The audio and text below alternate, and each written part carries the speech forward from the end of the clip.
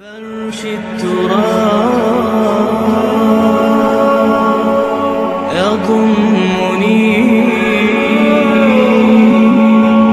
وهو غطاء. الحمد لله كفى وسلام على عباده الذين اصطفى. أما بعد، أعوذ بالله من الشيطان الرجيم. بسم الله الرحمن الرحيم. إن عدة الشهور عند الله 12 شهرا في كتاب الله يوم خلق السماوات والأرض منها 4 حرم ذلك الدين القيم فلا تظلموا فيهن أنفسكم وقاتلوا المشركين كافة كما يقاتلونكم كافة. وقال الله عز وجل في موضع آخر: أعوذ بالله من الشيطان الرجيم. إن الله اشترى من المؤمنين أنفسهم وأموالهم بأن لهم الجنة يقاتلون في سبيل الله فيقتلون ويقتلون وعدا عليه حقا في التوراة والإنجيل والقرآن ومن أوفى بعهده من الله فاستبشروا ببيعكم الذي بايعتم به وذلك هو الفوز العظيم.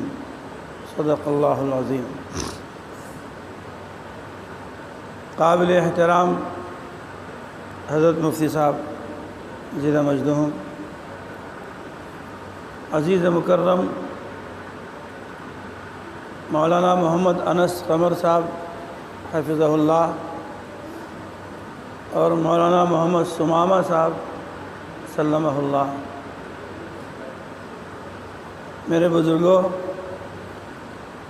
بھائیوں، میری ماں اور بہنوں،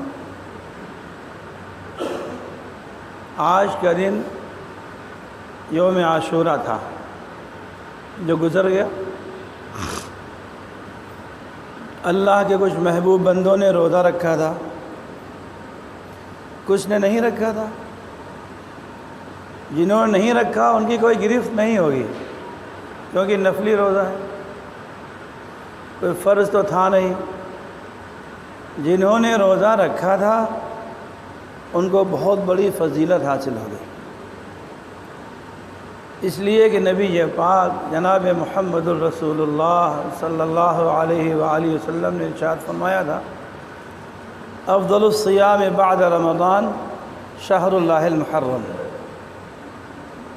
کہ رمضان کے مہینے کے بعد سب سے افضل کوئی روزہ ہے تو محرم الحرام کا روزہ ہے. یہ روزہ رمضان کی فرضیت سے پہلے فرض تھا، اور حضور پاک صلی اللہ علیہ وسلم یہ روزہ رکھا کرتے تھے.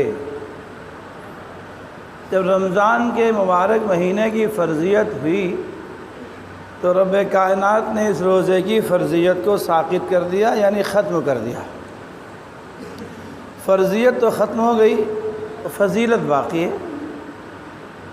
فرضیت نہیں ہے لیکن ثواب اس کا اس فرض کے برابر ہی ہے. تو بڑے خوش نصیب تھے وہ لوگ جنہوں نے آج روزہ رکھا، اور جنہوں نے نہیں رکھا وہ بد نصیب نہیں ہے. نہیں رکھا، نفلی روزہ ہے، نہیں رکھا. کچھ تو وہ تھے جو مریض تھے. مریض کے لیے تو رمضان کا روزہ بھی اگر وہ رمضان کے بعد ٹھیک ہو سکتا ہے تو اللہ رب العزت نے اس کی قضا کے لیے رمضان کے مہینے میں روزہ رکھنے سے اس کو رخصت دے دی ہے. ایسا مرض ہے جو اس کا ٹھیک ہو ہی نہیں سکتا، کینسر کا مریض ہے، اللہ تعالیٰ ہر مومن کی حفاظت فرمائے. وہ ٹھیک ہو ہی نہیں سکتا تو قرآن کہہ رہا ہے وَعَلَى الَّذِينَ يُطِيقُونَهُ فِدْيَةٌ طَعَامُ مِسْكِين، تو ایک روزے کے عوض میں ایک مسکین کو اس کے کھانے کا عوض دے دے، کھانا ہو جائے گا جو اس روزے کا عوض ہو جائے گا۔ آج کا دن بڑا تاریخی دن تھا۔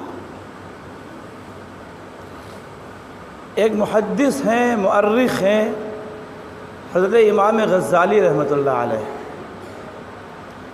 انہوں نے کتاب لکھی ہے مکاشفۃ القدور۔ اس کتاب میں آج کے دن کی تاریخ بیان کی انہوں نے کہ آج کا دن سیدنا حضرت حسین رضی اللہ تعالیٰ عنہ کی شہادت کی وجہ سے باعث فضیلت نہیں ہے، ایک اتفاق ہے کہ آج کے دن حضرت حسین رضی اللہ عنہ کی عظیم شہادت پیش آ گئی، اتفاق ہے۔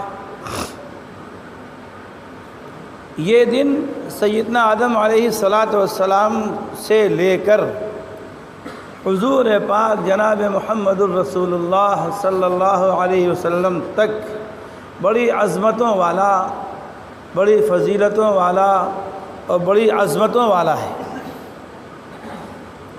امام غزالی رحمۃ اللہ علیہ نے تاریخ کا ایک باب بناتے ہوئے اس دن کی جو تاریخ بیان فرمائی ہے، فرمایا اللہ رب العزت نے سیدنا آدم علیہ السلام کو پیدا کیا،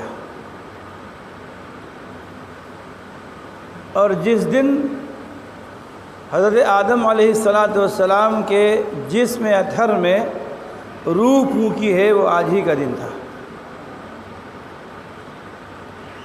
قرآن پاک کا 10واں سپارہ ہے اور 11واں رکوع ہے۔ اللہ تعالیٰ فرماتے ہیں ان عدت الشہور عند اللہ 12 شہرا فی کتاب اللہ یوم خلق السماوات والارض منها 4 حرم ذالک الدین القیم، کہ اللہ رب العزت نے جس دن زمینوں کو، آسمانوں کو پیدا کیا تھا، فقضاہن 7 سماوات طباقا، اللہ رب العزت نے جب آسمانوں اور زمینوں کو پیدا کر دیا تو ان کو بلایا اور بلا کر کے پوچھا تمہاری اپنی اپنی جو ذمہ داریاں ہیں تمہیں پوری کرنی ہیں۔ آسمانوں کی اپنی ذمہ داریاں ہیں، زمینوں کی اپنی ذمہ داریاں ہیں۔ اللہ نے 2 دن میں زمین کو پیدا کیا، 2 دن میں آسمان کو پیدا کیا، اور 2 دن میں زمین و آسمان کی ساری مخلوقات کو پیدا کیا۔ 6 دن لگے، اور 7واں دن اللہ رب العزت نے رخصت دے دی۔ ہمارے استاد حضرت مولانا قاری سید صدیق احمد باندھوی رحمۃ اللہ علیہ وہ اپنے طلبہ سے لطیفے کے طور پر فرماتے تھے کہ اللہ رب العزت نے 2 دن میں زمینیں پیدا فرمائیں، 2 دن میں آسمان پیدا فرمائے، اور 2 دن میں زمین و آسمان کی ساری مخلوقات کو پیدا فرمایا، اور 1 دن چھٹی کر لی۔ وہی چھٹی ہم لوگ جمعے کو کرتے ہیں۔ یہ گویا کہ اللہ تعالیٰ کا نظام چلا آ رہا ہے۔ یہی وہ دن تھا جس دن حضرت آدم علیہ السلام کے جسم اطہر میں روح پھونکی گئی۔ اسے یوم عاشورہ کہا جاتا ہے۔ عاشور کے معنی 10 کے آتے ہیں، جو عشرن سے بنا ہے۔ عربی میں عشرن 10 کو کہتے ہیں، عاشور اسی 10 سے بنا ہے، تو 10ویں تاریخ کو یوم عاشورہ کہا جاتا ہے۔ اللہ رب العزت نے سیدنا آدم علیہ السلام سے اور حضرت حوا علیہ السلام سے فرمایا وَلَا تَقْرَبَا هَذِهِ الشَّجَرَةَ فَتَكُونَا مِنَ الظَّالِمِينَ۔ دیکھیے جنت میں آپ رہیں گے، ہمیشہ رہیں گے، ایک شرط کے ساتھ رہیں گے، یہ جو سامنے والا درخت ہے اس درخت کے قریب نہ جائیے گا، کیونکہ اس درخت میں اشتہا ہے، لذتیں ہیں، اس کے قریب نہ جائیے گا۔ کھنچاؤ ہے اس درخت میں، کھنچاؤ ہے، کشش ہے۔ کھنچاؤ کا ہے دنیا کا کھنچاؤ ہے، دنیا کی کشش ہے، لہذا ولا تقربا هذه الشجرہ، آپ دونوں اس درخت کے قریب نہ جائیے گا۔ اگر آپ نے اس درخت کی کوئی چیز کھا لی تو فتکونا من الظالمین، تو پھر میرا کوئی جرم نہیں ہوگا، میں آپ کو جنت سے نکالوں گا۔ پھر آپ یہ نہ کہیے گا اللہ نے ظلم کیا، اللہ تعالیٰ ظلم نہیں کرتے۔ قرآن پاک میں فرمایا گیا یہ ونادوا یا مالک لیقضی علینا ربک قال انکم ماکثون لقد جئناکم بالحق ولکن اکثرکم للحق کارہون۔ اللہ جب جہنم میں جہنمیوں کو ڈال دیں گے تو دروغہ جہنم سے کہیں گے ونادوا یا مالک لیقضی علینا ربک، اے مالک، دروغہ جہنم کا نام مالک ہے۔ مالک سے کہیں گے اے میرے مالک، اپنے پروردگار سے آپ کہہ دیجئے کہ ہمارا کام تمام کر دے، یعنی ہمیں موت دے دے۔ یوں تو وہ کہتے ہیں کہ ہم مر جائیں گے، اور مر کے بھی چین نہ پایا تو کدھر جائیں گے؟ جہنمیوں کا یہی حال ہوگا۔ یوں تو گھبرا کے وہ کہتے ہیں کہ ہم مر جائیں گے۔ جب آدمی گھبراتا ہے نا، اللہ نے میں آپ کو ایک شفاف دین عطا فرمایا ہے۔ یہ دین ساری دنیا میں، ساری کائنات میں، سارے ادیان پر غالب ہے، لیکن جو بے دین ہیں، جو بد دین ہیں، ان کے پاس کوئی مذہب تو ہے نہیں، وہ خودکشی کر لیتے ہیں، سوسائڈ کر لیتے ہیں۔ اللہ رب العزت کے ہاں سوسائڈ کرنے والے کی مغفرت نہیں ہے۔ دنیا میں موت تو آ جاتی ہے، وہ کہتے ہیں کہ یوں تو گھبرا کے وہ کہتے ہیں کہ مر جائیں گے، گھبرا گئے، قرضہ زیادہ ہو گیا، ادا کیسے کریں، لوگ تقاضا کر رہے ہیں، چلو سوسائڈ کر لو، مر جاؤ، قرضے سے پاک ہو جاؤ۔ لیکن جہنم میں تو جانے کے بعد وہاں موت بھی نہیں آئے گی۔ یہ کہیں گے وَنَادَوْا يَا مَالِكُ لِيَقْضِ عَلَيْنَا رَبُّكَ، 1000 سال تک یہ مالک سے گڑ گڑاتے رہیں گے۔ اے مالک، اپنے پروردگار سے کہہ دیجئے کہ ہمارا معاملہ پورا کر دے، ہمیں موت دے دے، یہ تو جہنم سے نکال رہی ہے، ہمیں موت دے دے 1000 سال تک۔ اور آخرت کا 1 سال، 1 دن کتنا بڑا ہے؟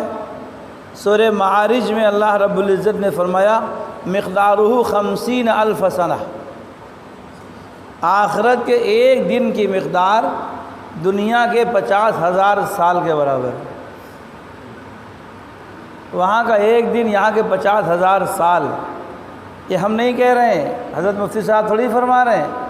جس قرآن پاک کی تلاوت ہم لوگ روزانہ کرتے ہیں، اس قرآن پاک کے 29ویں سپارے کی سورہ معارج میں فرمایا گیا مقدارہ 50,000 سنہ فاصبر صبرا جمیلا انہم یرونہ بعیدا ونراہ قریبا۔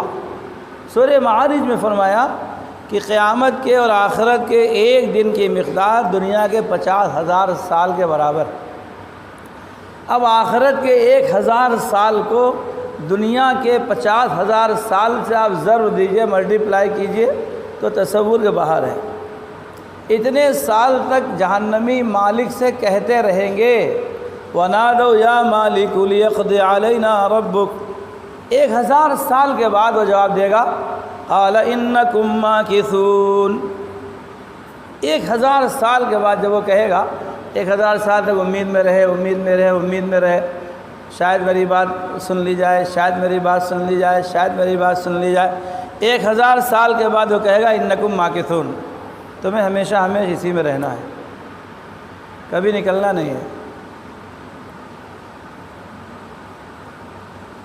تو وہاں تو موت بھی نہیں ہے۔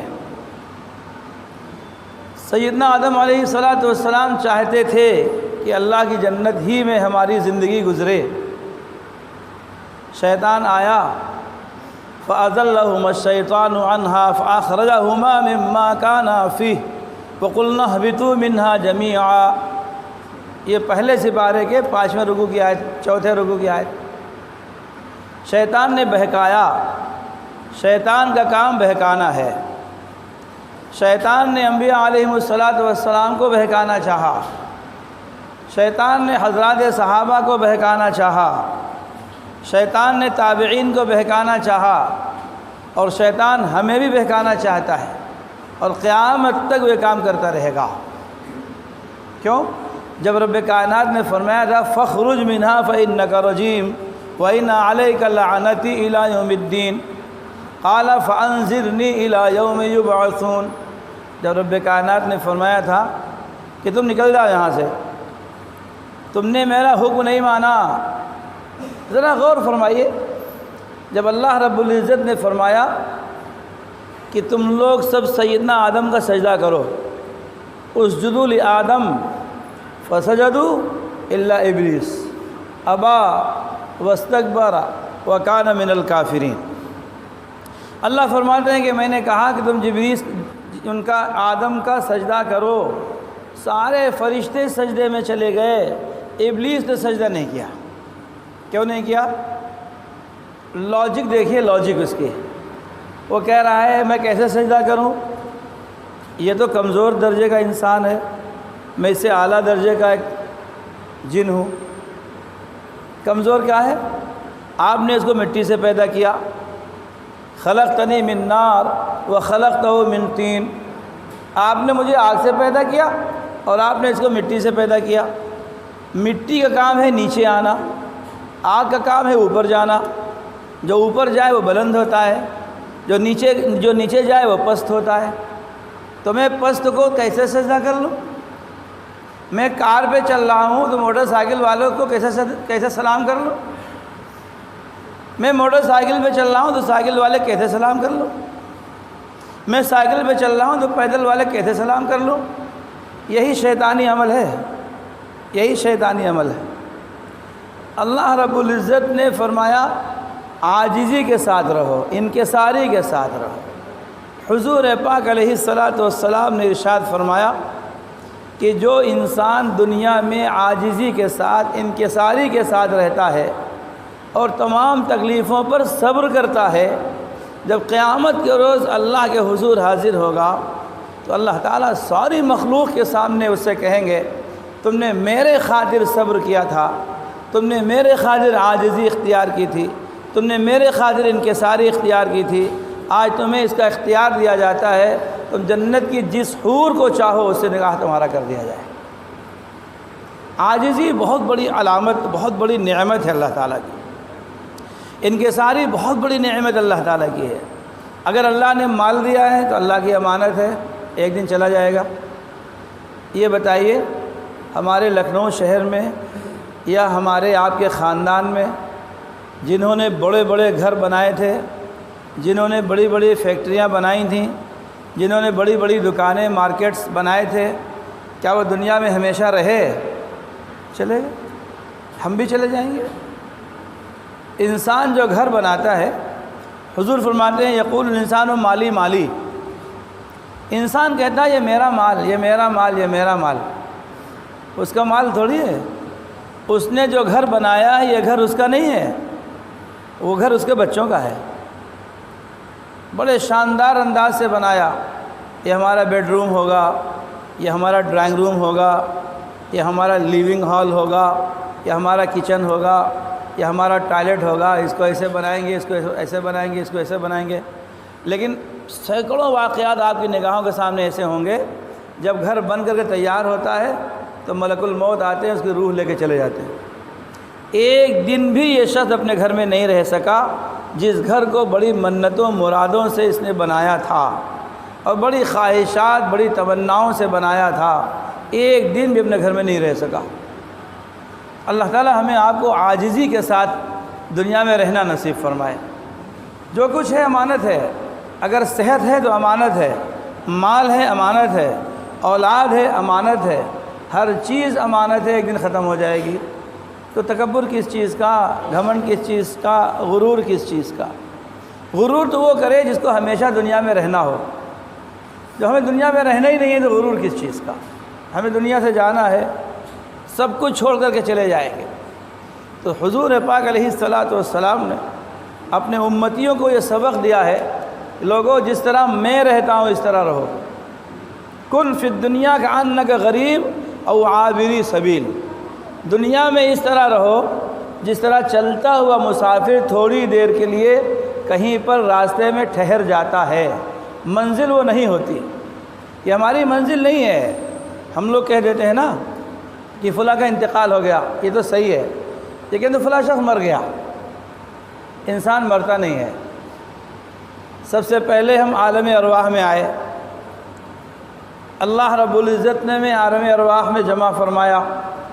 9ویں سپارے میں اللہ رب العزت نے اس کی منظر کشی فرمائی، وَإِذْ أَخَذَ رَبُّكَ مِن بَنِي آدَمَ مِن ظُهُورِهِمْ ذُرِّيَّتَهُمْ وَأَشْهَدَهُمْ عَلَىٰ أَنفُسِهِمْ أَلَسْتُ بِرَبِّكُمْ قَالُوا بَلَىٰ شَهِدْنَا أَن تَقُولُوا يَوْمَ الْقِيَامَةِ إِنَّا كُنَّا عَنْ هَٰذَا غَافِلِينَ۔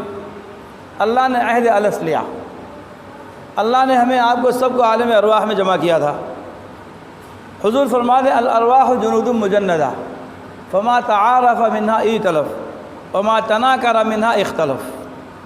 اللہ نے سارے انسانوں کو سیدنا آدم علیہ السلام کی پیٹھ سے نکال کر جمع کیا تھا۔ ہماری شکل جو شکر میں چینٹی پڑ جاتی ہے، چھوٹی سی ہوتی ہے، لال رنگ کی ہوتی ہے، اللہ تعالیٰ نے اس شکل میں ہم سب کو عالم ارواح میں جمع کیا تھا، اور وہاں پر ایک عہد لیا تھا۔ عہد کیا تھا؟ الست بربکم، یہ بتاؤ میں تمہارا پروردگار ہوں کہ نہیں ہوں، میں تمہارا پروردگار ہوں کہ نہیں ہوں۔ اب کوئی بول ہی نہیں رہا ہے، بولے کیسے؟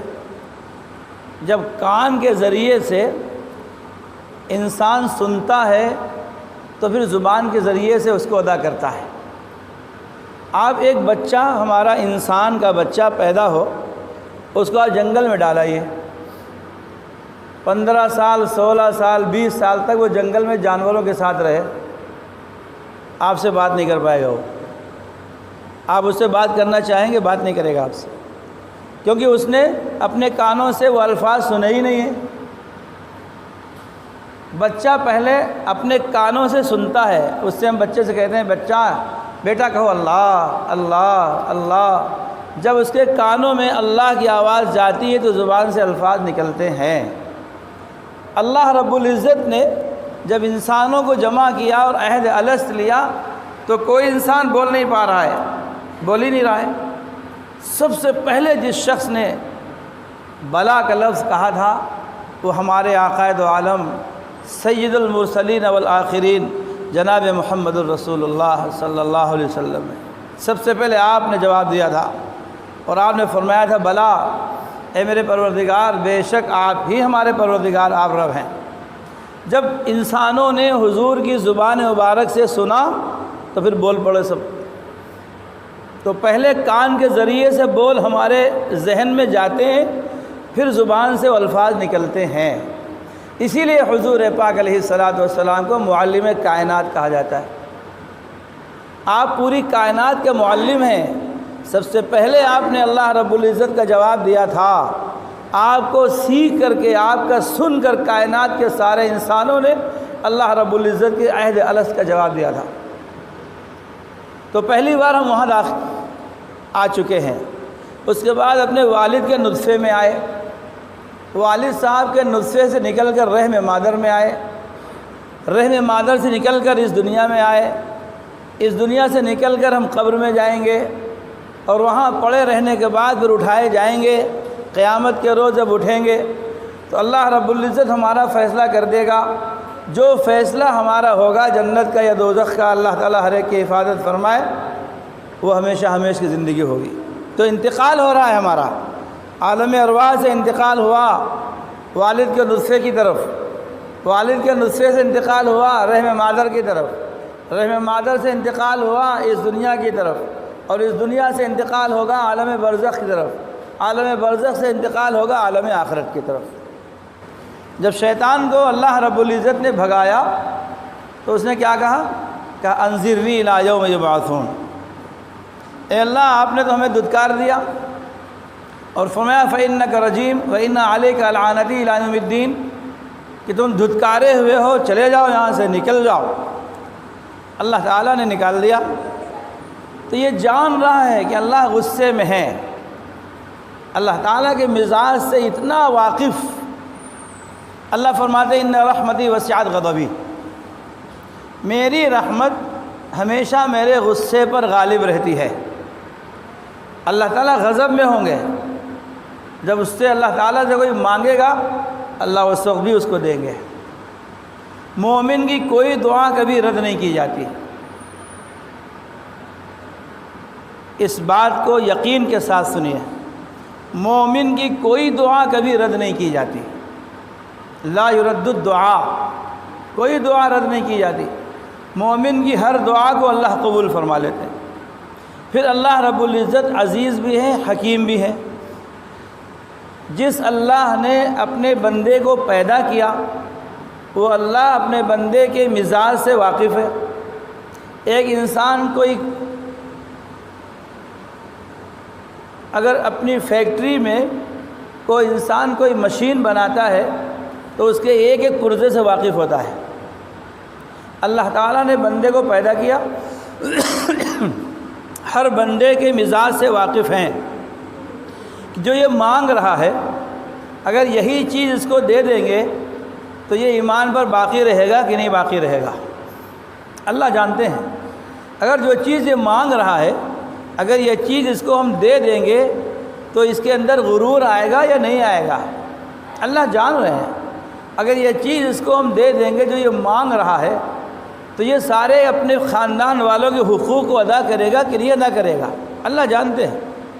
اگر اللہ اپنی حکمت سے سمجھ لیتے ہیں کہ یہ بندہ اس کے اندر غرور نہیں آئے گا، ایمان پر باقی رہے گا، عاجزی انکساری کے ساتھ رہے گا، اپنے تمام خاندان والوں کے اپنے بچوں کے سارے حقوق ادا کرتا رہے گا اور میرے حقوق بھی ادا کرتا رہے گا، اللہ تعالیٰ اس کو وہی چیز دے دیتے ہیں جو مانگ رہا ہے۔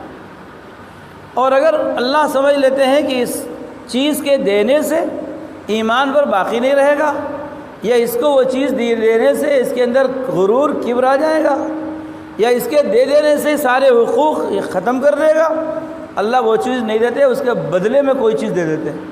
بیٹا مانگ رہا ہے، اللہ بیٹے کے بجائے بیٹی دے دیتے ہیں۔ 10 سال کے بعد 10 سال تک بیٹا مانگتا رہا، 10 سال کے بعد اولاد ہوتی ہے تو بیٹی ہوتی ہے۔ اللہ جان رہے ہیں اس کے حق میں مفید کیا ہے، اس کے حق میں مفید یہ ہے کہ اس کو بیٹا نہ دو بیٹی دے دو، یہ بھی نہیں دیا یہ بھی نہیں دیا تو اللہ تعالیٰ اس کی دعا کو محفوظ کر لیتے ہیں۔ کب ملے گا؟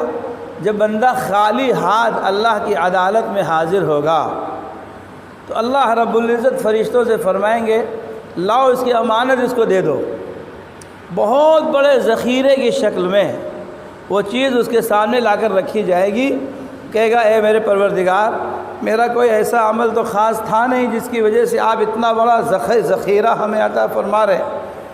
اللہ تعالیٰ اس کو یاد دلائیں گے تم نے فلاں موقع پر یہ دعا کی تھی، تم نے فلاں موقع پر یہ دعا کی تھی، تم نے فلاں موقع پر یہ دعا کی تھی، میں نے تمہاری دعا کو محفوظ کر لیا تھا، اگر میں تمہاری دعا کو قبول کر کے اس وقت دے دیتا تو تمہارا یہ نقصان ہوتا، اس نقصان سے بچانے کے لیے تمہاری دعا کو محفوظ کر لیا تھا۔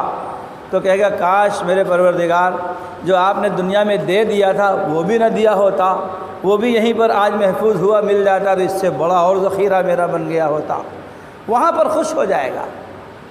تو جب اللہ نے حضرت آدم علیہ السلام کو سجدہ کرنے کا حکم دیا، فرشتوں نے سجدہ کیا، شیطان نے سجدہ نہیں کیا، اللہ تعالیٰ نے اس کو زمین پر بھیج دیا۔ اللہ تعالیٰ سے کہہ رہا انظرنی الی یوم یبعثون، اے اللہ مجھے قیامت تک مہلت دے دیجیے، میں آپ کے بندوں کو بہکاؤں گا۔ لَأَقْعُدَنَّ لَهُمْ صِرَاطَكَ الْمُسْتَقِيمَ ثُمَّ لَآتِيَنَّهُمْ مِنْ بَيْنِ أَيْدِيهِمْ وَمِنْ خَلْفِهِمْ وَعَنْ أَيْمَانِهِمْ وَعَنْ شَمَائِلِهِمْ وَلَا تَجِدُ أَكْثَرَهُمْ شَاكِرِينَ۔ 8ویں سپارے کا 9واں رکوع ہے۔ میں بہکاؤں گا، میں سیدھے راستے پر بیٹھ کر بہکاؤں گا، میں داہنے سے بہکاؤں گا، میں بائیں سے بہکاؤں گا، میں سامنے سے بہکاؤں گا، میں پیچھے سے بہکاؤں گا، میں بہکاؤں گا۔ اللہ پاک فرما رہے ہیں جاؤ بہکاؤ، جاؤ بہکاؤ۔ یاد رکھنا کہ جو تمہاری باتوں میں آئے گا اس کو اب تمہیں لَأُغْوِيَنَّ لَكَ لَأُغْوِيَنَّهُمْ صِرَاطَكَ الْمُسْتَقِيمَ، میں سب کو بہکاؤں گا۔ تو رب کائنات نے فرمایا لَأَمْلَأَنَّ جَهَنَّمَ مِنْكَ وَمِمَّنْ تَبِعَكَ مِنْهُمْ أَجْمَعِينَ۔ 23ویں سپارے کے 14 رکوع کی آیت ہے، لَأَمْلَأَنَّ جَهَنَّمَ مِنْكَ وَمِمَّنْ تَبِعَكَ مِنْهُمْ أَجْمَعِينَ۔ تو پھر یاد رکھنا، میں تمہیں اور تمہارے متبعین کو، تمہارے بتائے ہوئے راستے پر چلنے والوں کو سب کو جہنم میں ڈالوں گا اور سب سے جہنم کو بھر دوں گا۔ سیدنا آدم علیہ السلام کے پاس جاتا ہے، پوچھتا ہے ابا آپ جنت میں رہنا چاہتے ہیں؟ بیٹا رہنا چاہتے ہیں، آپ اس درخت کا پتا کھا لیجئے۔ قرآن کہہ رہا فَأَكَلَا مِنْهَا فَبَدَتْ لَهُمَا سَوْآتُهُمَا وَاتَّفِقَا يَخْصِفَانِ عَلَيْهِمَا مِنْ وَرَقِ الْجَنَّةِ۔ کہا کہ آپ اس درخت کا پتا کھا لیجئے۔ فرمایا اللہ تعالیٰ نے منع کیا ہے، میں نہیں کھاؤں گا۔ تو شیطان کیا کرتا ہے؟ شیطان پہلے مردوں کو بہکانے کی کوشش کرتا ہے، اگر مرد نہیں بہکتا تو پھر ناقص العقل عورت کے پاس جاتا ہے، عورت کے ذریعے سے مردوں کو بہکاتا ہے۔ حضور پاک علیہ السلام نے ارشاد فرمایا تھا کہ شیطان کا جال عورتیں ہیں، النساء حبالۃ الشیطان، شیطان کا جال عورتیں ہیں، ان عورتوں کے جال میں پھنس کر کے مرد اپنی آخرت کو تباہ کر لیتا ہے۔ آج مردوں کی زندگیاں تباہ ہو رہی ہیں عورتوں کے جال میں پھنس کر کے، بے ایمان ہو رہے ہیں، ایمان سے ہاتھ دھو رہے ہیں، مرتد ہو رہے ہیں۔ اس موبائل کی نحوست نے، اینڈرائڈ موبائل کی نحوست نے ہمارے نوجوان بچوں اور بچیوں کو تباہ کر دیا ہے، ان کو ایمان سے مرتد بنا دیا ہے، اور ہم نے اپنے بچوں کو آزادی دے دی ہے، اس سے ہمارا نقصان ہو رہا ہے۔ اپنے بچوں کی تربیت کے خاطر اپنے بچوں کو اینڈرائڈ فون نہیں دینا چاہیے۔ ٹھیک ایک زمانہ آیا تھا، کرونا کا زمانہ آیا تھا، اس میں آن لائن تعلیم ہو رہی تھی، وہ مجبوری تھی، اب مجبوری ختم ہو گئی ہے۔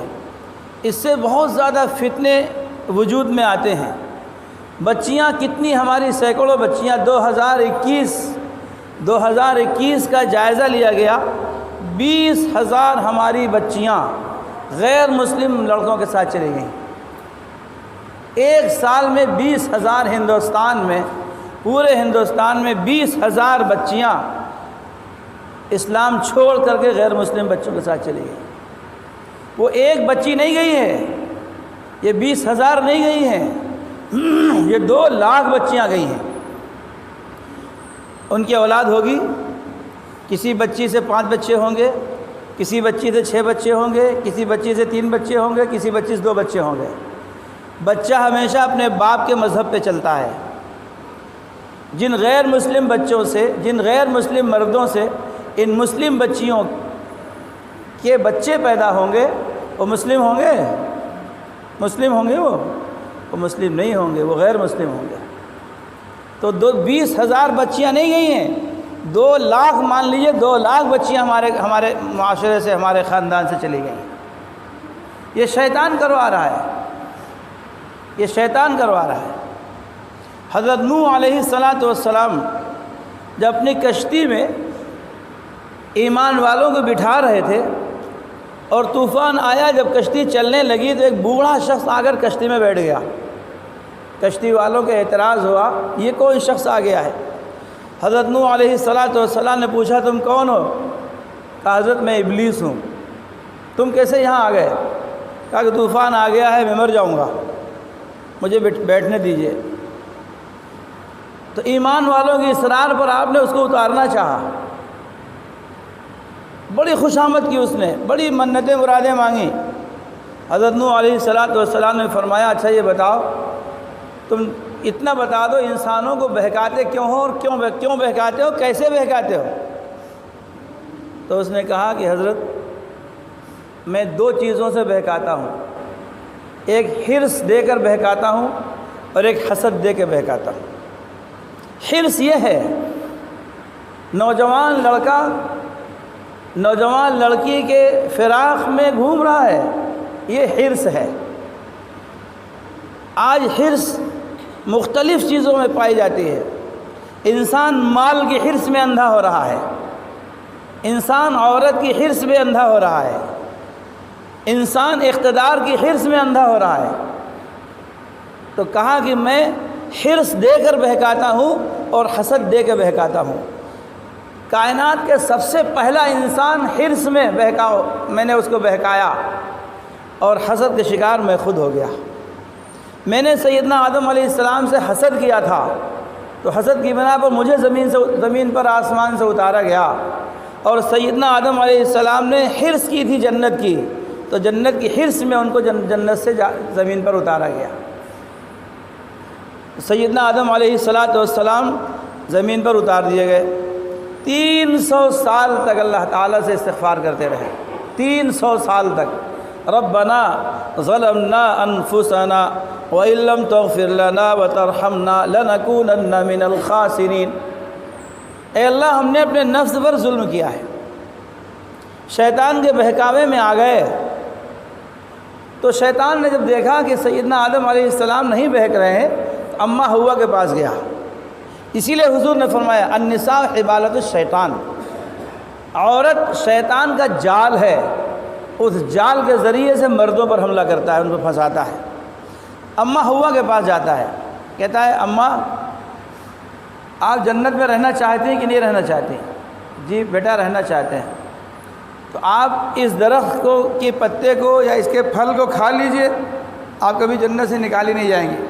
تو کہا کہ بیٹا ہمارے شوہر نے منع کیا ہے، اللہ نے میرے شوہر کو منع کیا، میرے شوہر نے مجھے منع کیا، میں نہیں جا سکتی۔ اب دیکھیے اس کی لاجک، یہ حضرات علماء بیٹھے ہیں، آپ ان سے پوچھئے، عربی زبان میں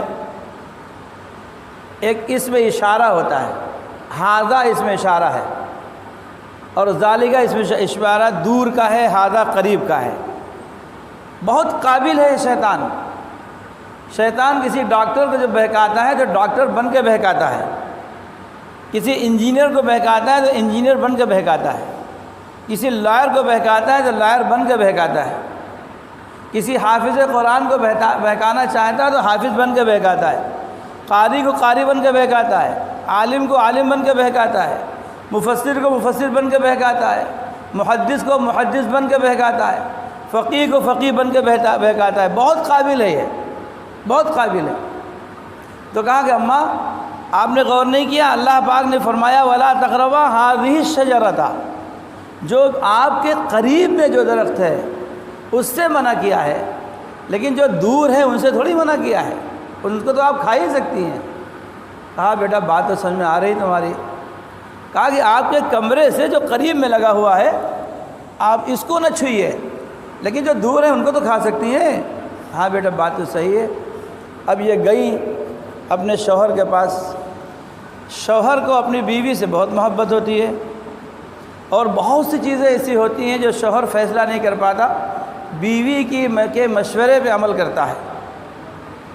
حضور پاک علیہ السلام جب عمرے کے لیے مدینہ منورہ سے نکلے ہیں، اور حدیبیہ کے مقام پر جب آپ نے قیام فرمایا اور آپ نے سیدنا عثمان غنی رضی اللہ عنہ کو مکہ مکرمہ بھیجا کہ جا کر مکے والوں سے بتا دو کہ ہم لوگ عمرہ کرنے کے لیے آ رہے ہیں، ہم عمرہ کریں گے، ہمارے پاس کوئی تلوار نہیں ہے، ہمارے پاس کوئی ہتھیار نہیں ہے، ہم عمرہ کریں گے واپس ہو جائیں گے، ہم احرام کی حالت میں ہیں۔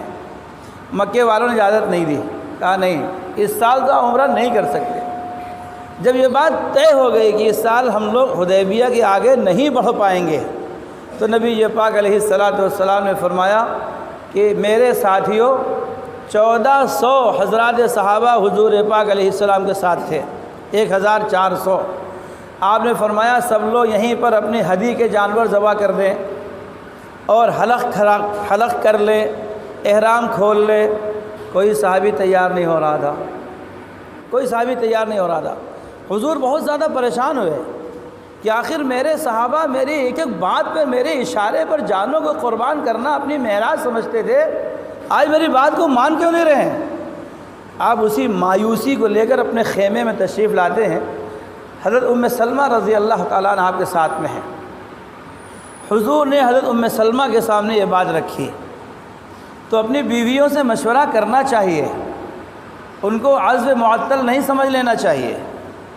حضور نے اپنی بیویوں سے مشورہ کیا ہے، تو حضور نے ام سلمہ رضی اللہ تعالی عنہا سے فرمایا کہ آج تو غضب ہو گیا، میرے ایک اشارے پر ہمارے حضرات صحابہ جنہوں نے جنگ بدر میں جانوں کا نذرانہ پیش کیا، میرے ایک اشارے پر غزوہ احد میں اپنی جانوں کا نذرانہ پیش کیا، میرے ایک اشارے پر غزوہ خندق پیش آ گئی، آج میرے وہ صحابہ میری بات کو ماننے کے لیے تیار نہیں ہو رہے۔ اللہ اکبر! وہ عورت بھی کیا تھی، وہ حضرت ام سلمہ فرماتی ہیں حضور یہ بات نہیں ہے، وہ نعوذ باللہ آپ کی شان میں گستاخی نہیں کر رہے ہیں، وہ انتظار میں ہیں کہ شاید اللہ کی طرف سے کوئی وحی آ جائے، شاید اللہ کی طرف سے کوئی وحی آ جائے تو ہم لوگوں کو عمرے کے لیے جانا آسان ہو جائے۔ وہ اللہ کی وحی کا انتظار کر رہے ہیں، نعوذ باللہ وہ آپ کی شان میں گستاخی نہیں کر رہے ہیں۔ اب ایک کام کریے، آپ باہر نکلیے اور جا کر سب سے پہلے اپنا جانور آپ ذبح کر دیجیے اور اپنا آپ حلق کرا لیجیے، پھر دیکھیے صحابہ مانتے ہیں کہ نہیں مانتے ہیں۔ حضور پاک علیہ السلام نکلے اور نکل کر سب سے پہلے اپنا جانور ذبح کیا۔ بس حضور کا جانور ذبح کرنا تھا کہ حضرات صحابہ سارے کے سارے اپنا جانور ذبح کرنا شروع کر دیا۔ حضور نے حلق کرایا، سب نے اپنا حلق کرا لیا۔ حضور نے احرام کھول دیا، سب نے اپنا احرام کھول دیا۔ تو یہ ام سلمہ رضی اللہ تعالی عنہا کی رائے سے حضور پاک علیہ السلام نے اس پر عمل کیا تو الحمدللہ سارا مسئلہ حل ہو گیا۔ بیویاں بڑی نعمت ہیں اللہ تعالیٰ کی، ان کے ساتھ خیر کا معاملہ کرنا چاہیے۔ حضور پاک علیہ السلام فرماتے ہیں خیرکم خیرکم لأہلہ وانا خیرکم لأہلی، تم میں سب سے بہتر وہ شخص ہے جو اپنے گھر والوں کے ساتھ اچھا ہو، بہتر ہو۔ میں اپنے گھر والوں کے ساتھ سب سے بہتر ہوں۔ چنانچہ یہ شیطان حضرت حوا کے پاس پہنچتا ہے اور ان سے کہتا ہے، اپنے شوہر کے پاس جاتی ہیں، اپنے شوہر کو سمجھاتی ہیں۔ سیدنا آدم علیہ السلام اپنے محبوب بیوی کی بات کو مانتے ہوئے اس درخت کا پھل کھا لیتے ہیں۔ قرآن کہہ رہا فَأَكَلَا مِنْهَا فَبَدَتْ لَهُمَا سَوْآتُهُمَا وَطَفِقَا يَخْصِفَانِ عَلَيْهِمَا مِنْ وَرَقِ الْجَنَّةِ۔ 8ویں سپارے کے 9ویں رکوع کی آیت ہے۔ جب دونوں نے اس درخت کے پھل کو کھا لیا تو آپ کے جنت کے کپڑے اتر گئے، آپ جنت کے درختوں کے پتوں سے اپنا ستر عورت ڈھانپنے لگے۔ اللہ رب العزت نے اتار دیا۔ یہی وہ شیطان ہے کہ حضرت ایوب علیہ السلام ایک روایت میں 6 سال، ایک روایت میں 18 سال بیمار رہتے ہیں، پوری برادری ساتھ چھوڑ دیتی ہے، پورا خاندان ساتھ چھوڑ دیتا ہے۔ یہ محبوب فرما بردار بیوی ان کو لے کر کے بستی کے ایک کنارے جا کر کے پڑ جاتی ہے، اپنے شوہر کے علاج کے لیے وہ بستی میں گھروں میں جا کر جھاڑو پوچھا کرتی ہے، برتن صاف کرتی ہے، اس سے جو پیسہ ملتا ہے اس سے اپنے شوہر کا علاج کرتی ہے۔ ایک روز شیطان آیا، کہنے لگا اماں کیا آپ چاہتی ہیں کہ آپ کا شوہر ٹھیک ہو جائے؟ ہاں بیٹا، کون نہیں چاہے گا، ہم تو اپنے شوہر کی تیمارداری کرتے کرتے مرے جا رہے ہیں، میرا شوہر ٹھیک ہو جائے، اللہ میرے شوہر کو صحت دے دے۔ تو کہا کہ میرے پاس ایک پڑیا ہے، میں بہت بڑا حکیم ہوں، حکیموں کو بہکانے کے لیے بھی حکیم بن کے جاتا ہے۔ کہا میں حکیم ہوں، ایک پڑیا ہے، 100% گارنٹی ہے کہ آپ کا شوہر ٹھیک ہو جائے گا، آپ یہ پڑیا کھلا لیجئے، دے دو بیٹا۔ بیٹا اس کی قیمت کیا ہے؟ کوئی قیمت نہیں ہے، صرف ایک میرا سجدہ کر لیجیے آپ بس۔ بیوی نے سوچا میرا شوہر ٹھیک ہو جائے، میرا شوہر ٹھیک ہو جائے، اگر ایک سجدہ کر لیا جائے، کوئی اللہ تو ہے نہیں ہے اور میرے دل میں اس کی قدر بھی نہیں ہے، میں کر لیتی ہوں، میرا شوہر ٹھیک ہو جائے۔ لیکن کہنے لگی میں اپنے شوہر سے پوچھ لوں، بس سمجھ گیا کہ اب کام بننے والا نہیں ہے۔ یہ جائیں گی اپنے شوہر کے پاس، وہ نبی بھی ہیں، وہ مرد ہیں، پوری عقل کے مالک ہیں، دوسرے وہ نبی ہیں، وہ کیسے برداشت کر لیں گے غیر اللہ کا سجدہ کرنا؟ کہا میں اپنے شوہر سے پوچھ لوں۔ ارے نہیں، ان کے پوچھنے کی ضرورت نہیں ہے، وہاں کہاں جا رہے ہیں پوچھنے کے لیے، یہ کون سے پوچھنے کی بات ہے، آپ میرا سجدہ کر لیجیے، پڑیا لے جائیے۔ کہا نہیں، اپنے شوہر سے پوچھ کر کے، پوچھے بغیر میں نہیں میں سجدہ نہیں کر سکتی۔ اب یہ پوچھنے کے لیے گئیں، وہ کسی حال میں نہیں تھے، جسم کا سارا گوشت نکل چکا تھا، صرف ہڈیاں بچی تھیں، صرف زبان چل رہی تھی۔ دو لوگ قریب سے گزر رہے تھے تو سوچا کہ دیکھیں ان کے ہونٹ چل رہے ہیں، یہ کیا کہہ رہے ہیں۔ کان ان کے ہونٹ کے پاس لگائے تو اس زبان سے اللہ اللہ اللہ کا ذکر نکل رہا تھا۔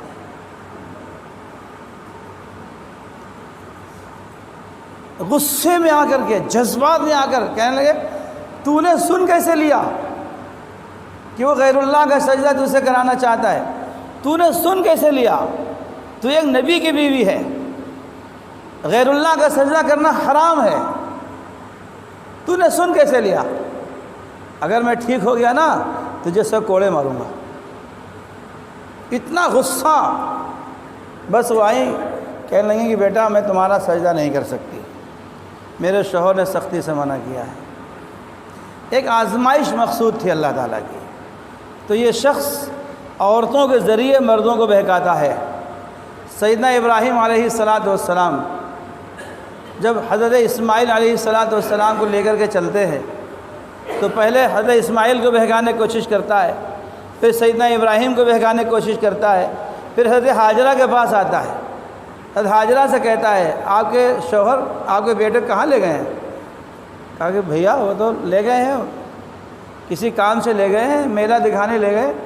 ارے کہاں پڑی ہو، اس کو ذبح کرنے کے لیے لے گئے ہیں۔ باپ بیٹے کو ذبح کرے گا؟ یہ نہیں ہو سکتا۔ ارے نہیں، جو کہہ رہے ہیں میری بات تو مانیے، آپ اپنے بیٹے کو ذبح کرنے لے گئے ہیں، وہ آپ کا بیٹا جو اس کو زندگی بھر آپ نے اللہ سے مانگا تھا، اس اکلوتے بیٹے کو آپ کی بڑھاپے کی اکلوتی اولاد ہے، وہ آپ کے بڑھاپے کا سہارا بننے والا ہے، اس کو وہ لے گئے ہیں، ذبح کرنے لے گئے ہیں، یہ نہیں ہو سکتا۔ ارے ہاں بھائی ذبح کرنے لے گئے ہیں، کیوں؟ اچھا وہ کیوں ذبح کرنے لے گئے ہیں؟ وہ کہہ رہے ہیں اللہ کا حکم ہے۔ اللہ اکبر۔ اب دیکھیے عورت ایک بات، اگر اللہ کا حکم ہے، ارے تو میرا ایک اسماعیل کا اگر اللہ پاک 1000 اسماعیل دیتے ہم اس کو بھی اللہ کے نام پر قربان کر دیتے۔ کیسی عورت تھی وہ! اللہ ہماری بہنیں، ہماری مائیں، ہماری بچیاں بھی اللہ ہمیں ایسی نصیب فرمائے جو اپنے شوہروں کو گائیڈ کرنے والی ہوں، اپنے شوہروں کو مس گائیڈ کرنے والی نہ ہوں۔ انہوں نے اپنے شوہروں کو گائیڈ کیا تھا۔ حضور پاک علیہ السلام غار حرا سے گھبرائے ہوئے تشریف لائے، تو پہلی بار حضرت جبرائیل کو دیکھا تھا، تو گھر آئے تو گھبرائے ہوئے ہیں، تھر تھرا رہے ہیں، کانپ رہے ہیں۔ حضرت خدیجہ رضی اللہ تعالی عنہا سے فرماتے ہیں یا خدیجہ زملونی، مجھے کمبل اڑا دو، مجھے کمبل اڑا دو، مجھے سردی لگ رہی ہے، میں تھر تھرا رہا ہوں۔ تو پوچھا ہوا کیا بات ہے؟ تو فرمایا کہ ایسا واقعہ آج میرے ساتھ پیش آیا ہے۔ انی خشیت علی نفسی، مجھے اپنی جان کا ڈر ہے، کہیں میری جان نہ چلی جائے۔ اللہ اکبر۔ تو کیا دلاسا دیا تھا حضرت خدیجہ رضی اللہ تعالی عنہا نے؟ فرمایا اللہ آپ کی مدد فرمائے گا، اللہ آپ کو نقصان نہیں پہنچائے گا۔ کیوں؟ وَإِنَّكَ لَتَصِلَ الرَّحْمَةَ، آپ سب کے ساتھ صلہ رحمی کرنے والے ہیں، آپ لوگوں کے ساتھ ہمدردی کرنے والے ہیں، آپ بیواؤں کے ساتھ نہایت اعلیٰ درجے کا حسن سلوک کرنے والے ہیں، آپ یتیموں کی مدد کرنے والے ہیں، اللہ تعالیٰ آپ کو ضائع نہیں کرے گا۔ حضرت خدیجہ رضی اللہ تعالی عنہ نے دلاسا دیا تو حضور پاک علیہ السلام کو قوت نصیب ہوئی۔ عورت کو چاہیے کہ اپنے گھر والوں کو گائیڈ کرے، مس گائیڈ نہ کرے۔ یہ محرم الحرام کا مہینہ ہے، آج یوم عاشورہ تھا، 10 دن گزر گئے۔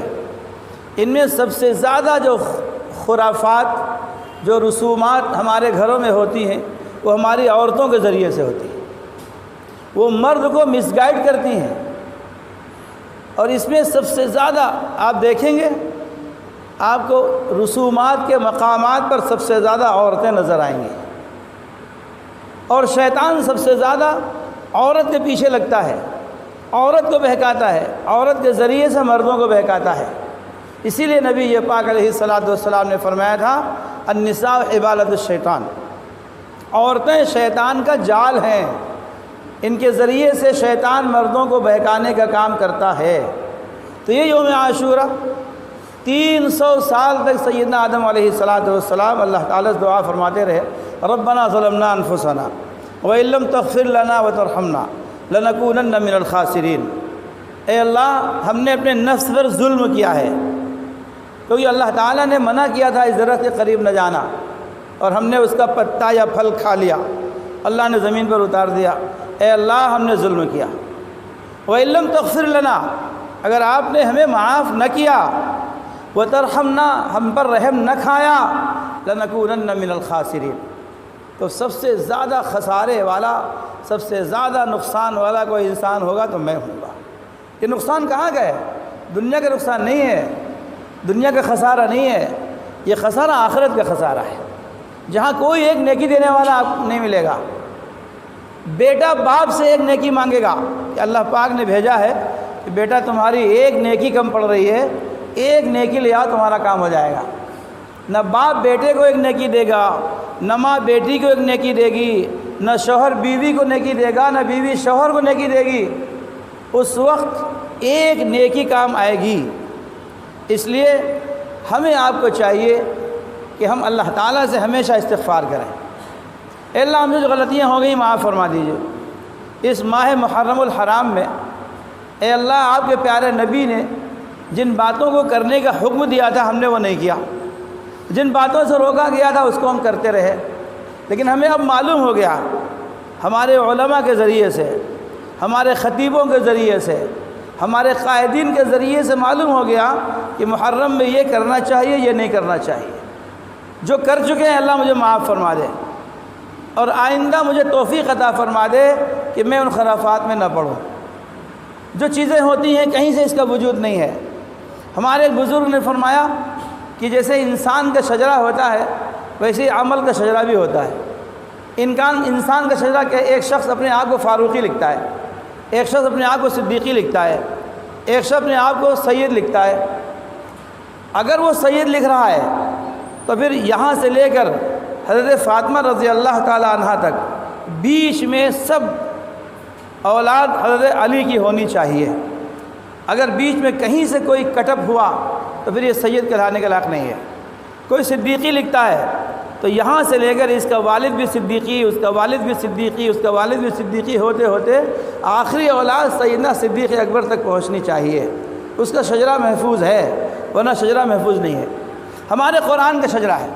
جیسے میں کہتا ہوں کہ میں نے قرآن پڑھا اپنے استاذ حضرت قاری مظہر علی صاحب سے، انہوں نے قرآن پاک پڑھا حضرت قاری اسماعیل صاحب سے، انہوں نے قرآن پاک پڑھا حضرت قاری محب الدین صاحب سے، انہوں نے قرآن پاک پڑھا حضرت قاری ضیاء الدین صاحب سے، انہوں نے قرآن پاک پڑھا حضرت قاری عبدالرحمن مکی رحمۃ اللہ علیہ سے، انہوں نے قرآن پاک پڑھا حضرت عبداللہ مکی رحمۃ اللہ علیہ سے، اور عبداللہ مکی سے سیدنا حفص علیہ السلام تک، سیدنا حفص رحمۃ اللہ علیہ تک پورا شجرہ محفوظ ہے۔ انہوں نے ان سے پڑھا، انہوں نے ان سے پڑھا، انہوں نے ان سے پڑھا، یہاں تک کہ آئے گا کہ انہوں نے امام حفص سے پڑھا، امام حفص نے امام عاصم سے پڑھا، امام عاصم نے سیدنا عثمان غنی سے پڑھا، سیدنا عثمان غنی نے حضور پاک علیہ السلام سے پڑھا، اور حضور پاک علیہ السلام نے حضرت جبرائیل سے پڑھا، حضرت جبرائیل نے اللہ تعالیٰ سے پڑھا۔ تو شجرہ محفوظ ہوا کہ نہیں؟ ہمارا شجرہ محفوظ ہے، ہمارے سمامہ نے ہم سے پڑھا ہے، لہذا ان کا شجرہ محفوظ ہے قرآن پاک کا، جو حضور پاک علیہ السلام تک پہنچتا ہے۔ ہماری نماز کا شجرہ ہے، حضور پاک علیہ السلام تک پہنچتا ہے۔ ہم جو محرم میں کرتے ہیں، تعزیہ داری کرتے ہیں، علم اٹھاتے ہیں، چھڑ اٹھاتے ہیں، تعزیہ اٹھاتے ہیں، تخت اٹھاتے ہیں، اس کا بھی کوئی شجرہ ہونا چاہیے۔ اگر یہ عبادت ہے تو اس کا بھی شجرہ ہونا چاہیے کہ ہمارے ابا نے اٹھایا، ہمارے دادا نے اٹھایا، دادا کے ابا نے اٹھایا، ان کے ابا نے اٹھایا، اور اٹھاتے اٹھاتے اٹھاتے حضرت زین العابدین نے اٹھایا، العابدین پھر حضور پاک علیہ السلام تک پہنچنا چاہیے۔ نہیں پہنچتا۔ 8ویں صدی کے آگے نہیں جاتا یہ شجرہ، 8ویں صدی تک یہ ہندوستان اور ایران تک جاتا ہے، 8ویں صدی کے بعد اس کا شجرہ آگے نہیں جاتا۔ جو شجرہ حضور پاک علیہ السلام تک نہ پہنچے وہ دین نہیں ہے، وہ دین نہیں ہے۔ وہ ایمان نہیں ہے، وہ کیا ہے؟ وہ بدعت ہے۔ اور حضور پاک علیہ الصلاۃ والسلام نے ارشاد فرمایا تھا کہ میری امت میں جس نے کوئی نیا طریقہ ایجاد کیا اور میرے طریقے سے وہ ہٹ کر کے تھا تو اس کو چاہیے فَلْيَتَبَوَّأْ مَقْعَدَهُ مِنَ النَّارِ، تو اس کو چاہیے اپنا ٹھکانہ جہنم میں بنا لے۔ کرنا کیا ہے؟ حضرت حسین رضی اللہ تعالی عنہ نے جس مقصد کے تحت اپنی جان کا نذرانہ پیش فرمایا، بڑی المناک شہادت ہے، اس میں کوئی شک نہیں ہے، بڑی دردناک شہادت ہے، اور اس سے زیادہ بڑھ کر ان کے خالو سیدنا عثمان غنی رضی اللہ تعالیٰ عنہ کی شہادت ہے۔ سیدنا حسین رضی اللہ عنہ 3 دن پیاسے رہے، ان کے خالو حضرت عثمان غنی 40 دن پیاسے رہے۔ ان کی شہادت اس سے زیادہ المناک ہے، اور اس سے زیادہ المناک شہادت سیدنا عمر بن خطاب کی ہے، جن کو مصلی پر فجر کی نماز میں ابو لولو نے خنجر مار کر آپ کی آنتوں کو باہر کر دیا تھا۔ اس سے زیادہ المناک شہادت سید الشہداء حضرت حمزہ رضی اللہ تعالیٰ عنہ کی ہے کہ شہادت کے بعد، روح نکالنے کے بعد، حملہ کرنے کے بعد اس جسم اطہر کی جس طریقے سے ان کے ساتھ بے حرمتی کی گئی ہے، ان کے دانتوں کو توڑا گیا، ان کے کانوں کو کاٹا گیا، ان کی آنکھوں کو نکالا گیا، ان کے پیٹ سے چاک کیا گیا، ان کے جگر کو نکالا گیا اور اس کا ہار بنا کر کے پہنا گیا، اس سے زیادہ المناک شہادت کوئی ہو نہیں سکتی ہے۔ لیکن شہادت غم کی چیز نہیں ہے، شہادت ہے مقصود و مطلوب مومن، نہ مال غنیمت نہ کشور کشائی۔ شہادت قرآن کہہ رہا ہے وَلَا تَحْسَبَنَّ الَّذِينَ قُتِلُوا فِي سَبِيلِ اللَّهِ أَمْوَاتًا، جو لوگ اللہ کے راستے میں شہید کر دیے گئے انہیں مردہ مت کہو، وہ زندہ ہیں، اللہ تعالیٰ ان کو رزق عطا فرماتا ہے۔ تو ہمارا مذہب، ہمارا مسلک، ہمارا ایمان، ہمارا عقیدہ یہ ہے کہ تمام شہید زندہ ہیں، زندہ پر غم تو منایا نہیں جاتا۔ اگر حضرت مفتی صاحب کھڑے ہو جائیں اور ماتم کرنا شروع کر دیں اور آپ کہیں مفتی صاحب کس کا ماتم کر رہے ہیں، آپ کہیے کہ مولوی ریاض کا ماتم کر رہا ہوں، قاری ریاض، میں ریاض کا ماتم کر رہا ہوں، تو آپ کہیں گے وہ تو سامنے بیٹھے ہوئے ہیں، ان کا ماتم کیوں کر رہے ہیں آپ؟ اگر ماتم شریعت میں جائز ہوتا تو مرنے والے پر جائز ہوتا، ماتم تو جائز ہی نہیں ہے، شرعاً جائز ہی نہیں ہے، ہمارا عقیدہ ہے۔ نوحہ خوانی شریعت میں جائز ہی نہیں ہے، حضور پاک علیہ الصلاۃ والسلام نے سختی سے منع کیا ہے اس سے، تو زندوں کا ماتم نہیں کیا جاتا۔ ہمارا عقیدہ ہے کہ حضرت حسین رضی اللہ عنہ زندہ ہیں۔ قرآن کے دوسرے سپارے میں دوسرا رکوع ہے، قرآن کہہ رہا ہے وَلَا تَقُولُوا لِمَنْ يُقْتَلُوا فِي سَبِيلِ اللَّهِ أَمْوَاتٌ بَلْ أَحْيَاءٌ وَلَكِنْ لَا تَشْعُرُونَ، جو اللہ کے راستے میں شہید کر دیے گئے وہ زندہ ہیں، ان کو مردہ مت کہو۔ وَلَا تَقُولُوا أَمْوَاتًا، اس کو مردہ مت کہو، وہ مردہ نہیں ہے، وہ زندہ ہے۔ حضرت حسین زندہ ہیں، تمام شہید زندہ ہیں، زندوں کا ماتم نہیں ہوتا، زندوں کا نوحہ خوانی نہیں ہوتی۔ نمبر 2، حضور پاک علیہ السلام نے فرمایا غم 3 دن کا ہوتا ہے، غم مرنے والے کا سوگ 3 دن کا ہوتا ہے۔ ہاں، وہ عورت جس کا شوہر انتقال کر جائے اس عورت پر اپنے شوہر کا سوگ 4 مہینے 10 دن ہے۔ دوسرا سپارہ ہے، 14واں رکوع ہے، اللہ فرماتے ہیں والذین یتوفون منکم وَيَذَرُونَ أَزْوَاجًا يَتَرَبَّصْنَ بِأَنفُسِهِنَّ أَرْبَعَةَ أَشْهُرٍ وَعَشْرًا، 4 مہینے 10 دن عورت اپنے شوہر کا سوگ منائے گی۔ لیکن اگر وہ بہن ہے، بھائی کا انتقال ہو گیا، 3 دن کا سوگ، بیٹی ہے، باپ کا انتقال ہو گیا، 3 دن کا سوگ، بیٹی ہے، ماں کا انتقال ہو گیا، 3 دن کا سوگ۔ صرف بیوی کے لیے ہے۔ یہ ہماری بہنیں سنیوں میں جو ہماری بہنیں اپنی چوڑیاں اتار دیتی ہیں، کالے کپڑے پہن لیتی ہیں اور اپنے کان کا زیور اتار دیتی ہیں، یہ کس کا غم منا رہی ہیں؟ کتنے افسوس کی بات۔ آپ سوچئے ذرا، تھوڑی دیر بیٹھ کر کے سوچئے۔ قرآن کہہ رہا ہے کہ صرف بیوی کو 4 مہینے 10 دن کا سوگ منانا ہے، اس کے علاوہ کسی کو 3 دن زیادہ سوگ نہیں منانا، سوگ جائز نہیں ہے۔ کیا تماشا ہے، کہاں کا دین ہے یہ؟ ہم لوگ جان بوجھ کر بدعات کر رہے ہیں اور عبادت سمجھ کر بھی کر رہے ہیں۔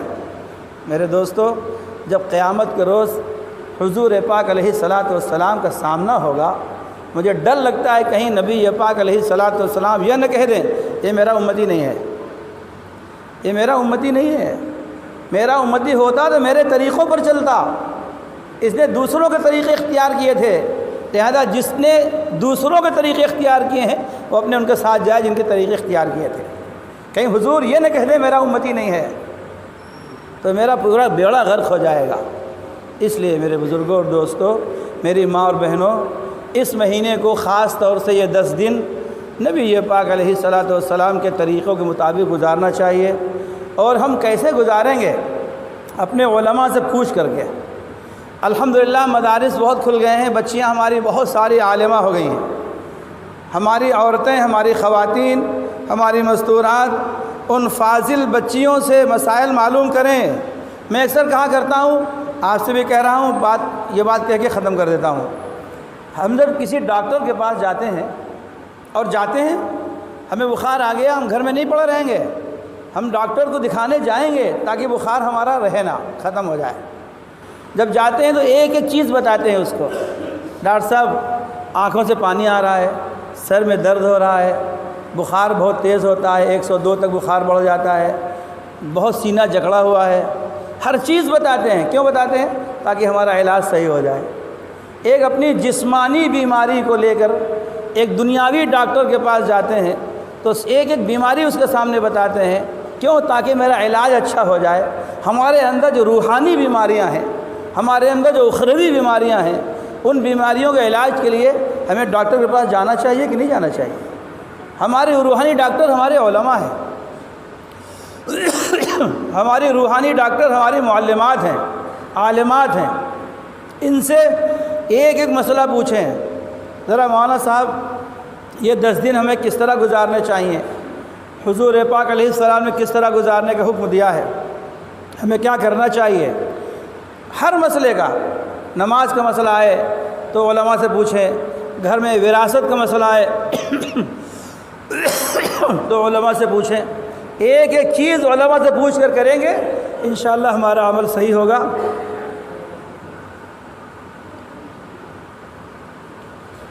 جب ہمارا عمل صحیح ہوگا اللہ کی بارگاہ میں قبول ہوگا، ہمارا عمل قبول ہوگا، اللہ تعالی ہماری مغفرت فرمائیں گے، اللہ ہماری دنیا بھی آسان فرمائیں گے، ہماری آخرت آسان فرمائیں گے، قبر میں ہمیں راحت نصیب فرمائیں گے، اور اپنی عدالت میں جب حاضری ہوگی اللہ انشاءاللہ جنت کا فیصلہ فرمائیں گے۔